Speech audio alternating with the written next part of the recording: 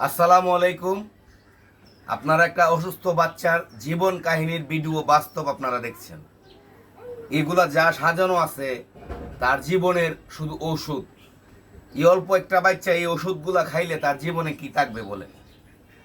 এটা হচ্ছে doctor Zakaria sir দীর্ঘ 18 দিন অসুস্থ থাকার পরে যে ওষুধগুলা দিছে।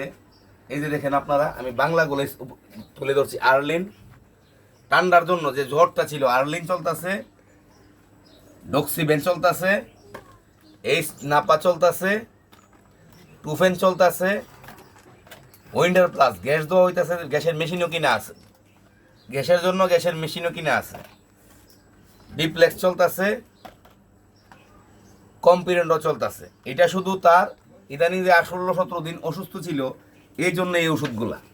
আর এই যে এটা দেখতেছেন অধ্যাপক অধ্যাপক ডক্টর কানিস ফাতেমা ম্যাডাম, এই ম্যাডামের ওষুধগুলো হচ্ছে একজাত নিউরোসেট, বিলেক্স, বারবিট, সেডিল, কোডুবা, রেলিনটেস, টাইহেক্সি, টেট্টাজিন। 15 জাত ওষুধ সে প্রত্যেক দিন খায়।